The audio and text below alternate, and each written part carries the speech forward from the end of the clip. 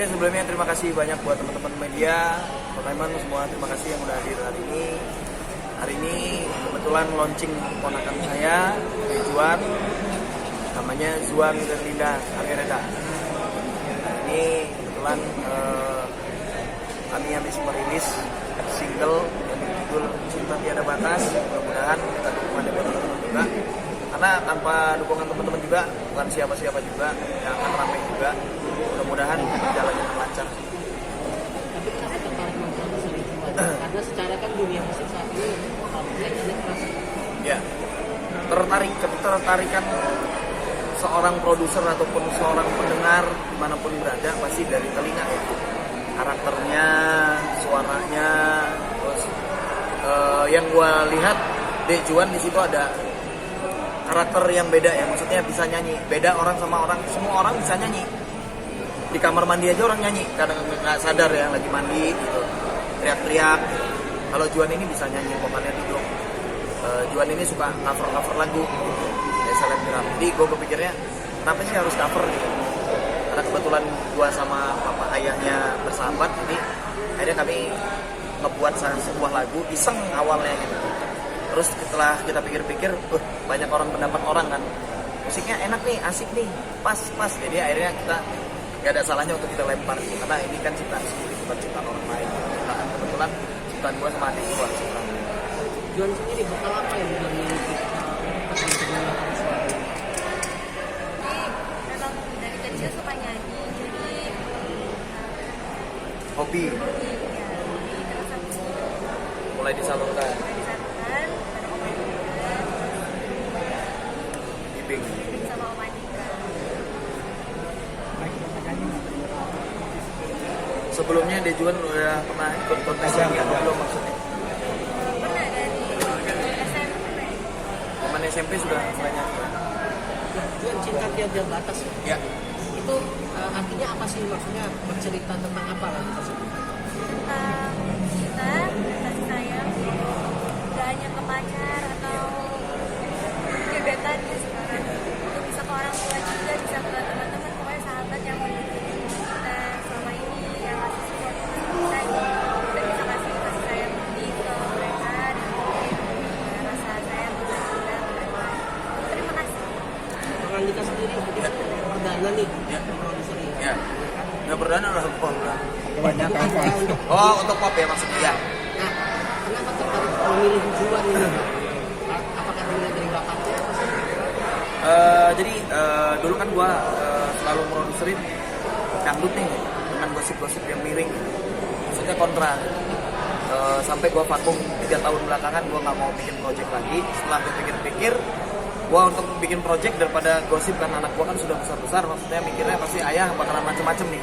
Akhirnya gua mutusin gua bikin project pop kebetulan sama ponakan sendiri gitu, sama sahabat gua sendiri, anaknya sahabat gua sendiri. Jadi nggak ada untuk mikir ke lain-lain gitu kan. Kalau pop kan nggak ada gosipnya miring-miring gitu, nggak kayak dangdut gitu kan maksudnya. Jadi gue berpikirnya kalau pop kan aman gitu loh, nggak ada gosip, emang bener-bener gue settingnya seperti diva gitu, perlahan gitu. Sambil lambat laun maksudnya Juan kan belajar, maksudnya pembelajaran buat Juan adalah ini PR buat Juan, dituntut buat penyanyi profesional nih. Nah, mungkin mudah-mudahan dari sini kan Juan latihan terus, nyanyi terus gitu kan. Tapi jangan sampai mengganggu kuliahnya gitu. Yang jelas itu dimana bisa Juan bisa dituntut dewasa, bisa bagi part nih. Misalnya ini part bagian kuliah, berarti Juan harus kuliah. Nah, pas libur kuliah, itu buat latihan vokal gitu. Gue lebih berpikirnya ke situ sih. Yang penting nggak ganggu pekerjaan, nggak ganggu kerjaan, nggak ganggu sekolahnya Juan, sah-sah aja.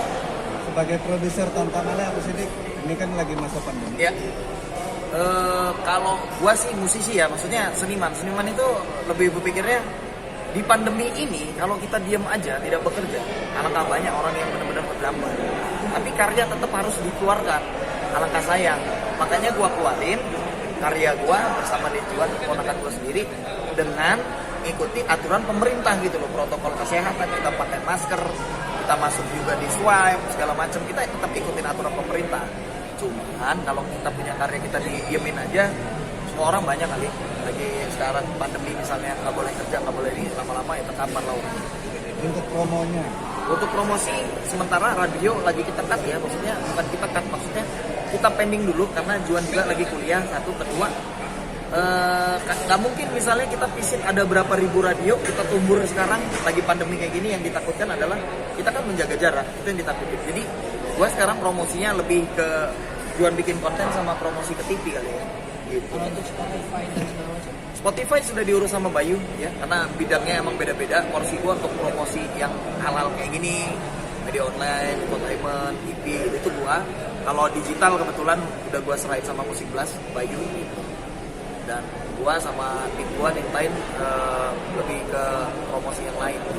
Jadi kita bagi aja sambil ngeliat ngikutin aturan pemerintah. Untuk Juan, mungkin pilihannya nih lumayan berat. Nanti ketika sudah selesai studinya, mau lebih ke pendidikan lagi kan, ngurusin atau bagi waktu musik. Ya bagi waktu aja sih untuk pendidikan oke, terus juga musik jalan. Ngalir lah, maksudnya ya kalau kosong musik, kalau lagi kuliah. Saya juga nggak maksudnya saya juga nggak mendidik si Juan harus lupa sekolah ya, maksudnya tergantung Juan bisa bagi waktu aja, karena kan Juan kan lagi kuliah nih. Kalau lagi daring berarti kan selesai daring kan masih banyak waktu, belum bisa ketemu kan, jadi ngatur waktunya di situ. kalau babak taman itu memang yang sejak abang tampan dari punya label atau gimana gitu dari dulu. Ya, gua perdana ini bikin perdana dan ponakan gua sendiri. Impian dari lama apa? Impian lu dari sejak lama apa enggak sih? Impian label itu sebenarnya sudah lama ya, semua orang pasti pengen punya label, tapi kan gua pengennya banyak beberapa teman-teman gua itu musisi sekarang jalan sendiri indie. Kenapa? Dengan banyak ya, maksudnya ada nggak bisa, maksudnya gua sudutin label, nggak ada, emang beberapa label yang nakal gitu.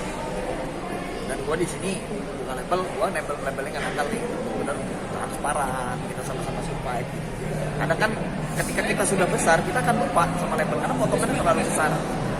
Jadi gua di sini lebih pikirnya ke situ, kita transparan aja, sama aja sih sama ini, cuman bedanya ini lebih ke formatnya, lebih ke konsep gitu. Turn up. Let's go.